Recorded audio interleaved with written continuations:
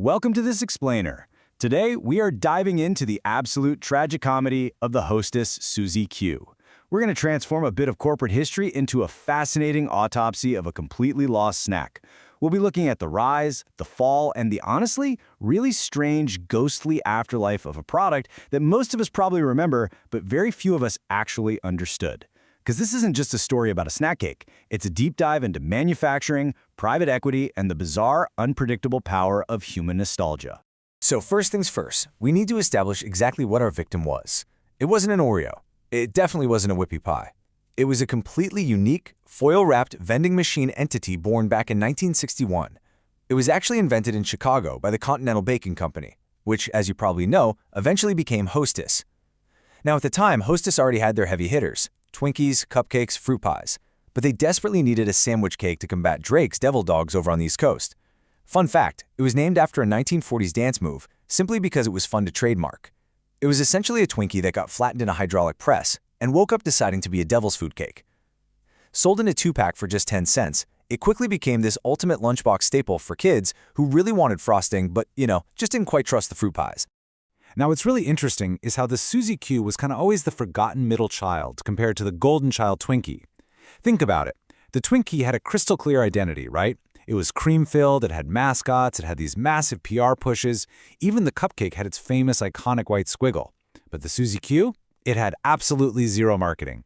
Its whole identity was this highly confusing chocolate cake sandwich concept. No catchy jingle, no cute mascot, and it certainly wasn't a meme.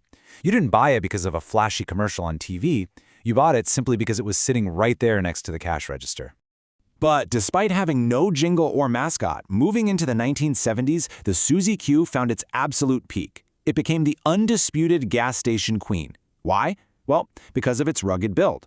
The cake didn't crumble, the cream didn't melt, and that made it the perfect glove box staple. Truckers, kids, stoners, they absolutely adored it because this thing was practically indestructible. I mean, you could toss it into a hot glove compartment and it would emerge 3 days later completely intact. It was a snack literally built for the road, relying 100% on proximity and price rather than any real brand loyalty. And let me tell you, by the 1980s, that quiet power translated into some massive numbers.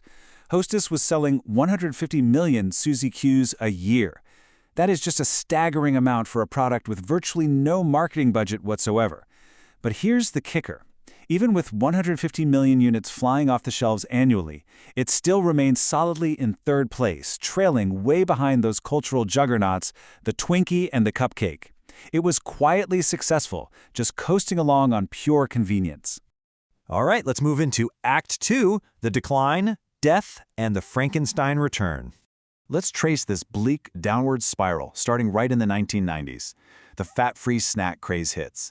Suddenly, a dense sandwich cake made of shortening, sugar, and cocoa was decidedly not cool anymore, and it gets shoved straight to the bottom shelf. Fast forward to 2004, and Hostess files for Chapter 11 bankruptcy. Suzy Q production gets totally slashed, plants are closed, and distribution shrinks dramatically. And then, we hit November 2012, the infamous Twinkie apocalypse, where Hostess completely liquidated. Now, while Twinkies got wall-to-wall news coverage on every major network, the Suzy Q died a very quiet death. It was just a footnote. There were no frantic eBay runs. Literally no one was hoarding them in their deep freezers. And honestly, that total lack of panic tells you everything you need to know about its cultural standing at the time. So when the new owners, Apollo and Metropolis, swooped in and brought Twinkies back in July of 2013, they deliberately left the Suzy Q in the grave. The new ownership flat out stated it was simply too hard to make profitably. But then, something kind of amazing happened. Internet riots and Facebook petitions just erupted out of nowhere. For 2 whole years, these angry fans demanded to know, where's the Suzy Q? It really proved that nostalgia could, at least temporarily, override basic economics and force a massive corporation to completely rethink its strategy. So Hostess finally relents. In December of 2015, they proudly announce, Suzy Qs are back. But guys, what they delivered was a total disaster. It was this non-sandwiched, single-cake version with a layer of crème just haphazardly slapped on top. It caused an immediate internet meltdown. The fans felt utterly betrayed. Actually, the whole disaster is perfectly captured by this brilliant quote from a user online who said, "That's not a Suzy Q, that's a cupcake that gave up." I mean, they hit the nail on the head. It was a Frankenstein monster that entirely missed the whole point of the original sandwich build. Which brings us to Act 3, the autopsy. Let's dig into why it actually died. You see, private equity demands efficiency above all else. And the labor-intensive sandwich build of a Suzy Q was an absolute nightmare compared to a Twinkie. Just look at the difference here. To make a Twinkie, you just inject creme into a little tube. Bam! It's incredibly easy and totally automated. But the Suzy Q, first you have to bake 2 separate cakes. Then you have to cool them perfectly. Then apply the creme, carefully sandwich them together, and somehow package the whole shebang without crushing it. It requires significantly more labor and creates way more waste. And remember, post-2012 Hostess was run by private equity. Private equity does not like highly complex, labor-intensive sandwiches. Ultimately, the physical structure of the cake itself was its downfall.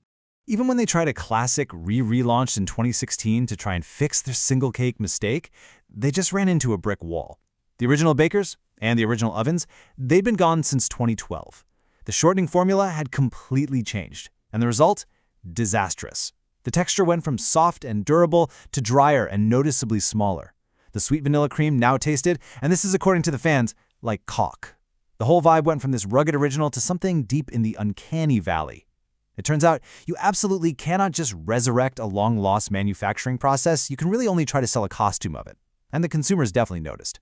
By 2018, it was quietly discontinued again in many regions, dying a second death without so much as a press release. So, looking at our full autopsy here, the Suzy Q basically suffered from a fatal combination of ailments. First off, it had absolutely no brand identity. You bought it just because it was there, and when it wasn't, well, you quickly forgot about it. Second, its sandwich structure created way too much labor and waste for modern private equity owners. Third, once those original factories closed down, it became physically impossible to resurrect the exact 1985 baking process. And finally, its nostalgia hook just wasn't strong enough. A collective memory of, oh yeah, I guess I ate those once, is nowhere near powerful enough to compete in today's highly competitive sugar wars. Now fast forward to 2023. J.M. Smucker swoops in and buys Hostess for a massive $5.6 billion. Now sure, during the 2020 pandemic, there was a brief weird spike where people were buying old 2016 boxes on eBay for like $40. Boxes that, mind you, tasted like absolute sadness. But under Smucker's new $5.6 billion umbrella, they initiated a totally ruthless SKU review to kill off underperforming products. Contrast that massive buyout number with the pathetic state of our snack. The victim, the Suzy Q, wasn't officially pronounced dead nationwide, but it was essentially relegated to existing only in obscure Ohio gas stations. So what happens now? Let's take a look at the ghostly future, 2026 to 2046. If you look up the Suzy Q right now online, the brand equity has been entirely replaced by just pure confusion. Search trends are completely dominated by phrases like, "Why can't I find it?" and "Did they change it?"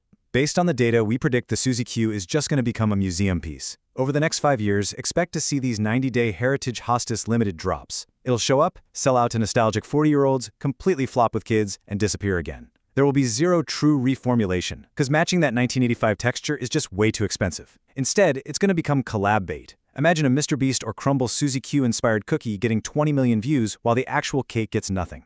Looking even further out to 2046, the physical cake itself will likely be mothballed entirely, and the trademark will survive solely as a licensed flavor. Get ready for Suzy Q-flavored coffees, ice creams, and yeah, probably even vapes. The brand just becomes a reference, rather than an actual physical product you can hold. Which leaves us with this final thought for our explainer today. The tragic arc of the Suzy Q forces us to ask a really interesting question. When we furiously demand the return of a discontinued snack, do we actually miss the physical product itself? Or are we just desperately missing the feeling of the past? We riot on Facebook for a sandwich cake we haven't thought about in a solid decade, but when it returns, it tastes like caulk because the world that created it no longer exists. It's just a fascinating look at how corporate economics and human nostalgia collide. Thank you so much for joining me for this autopsy, and I will catch you on the next explainer.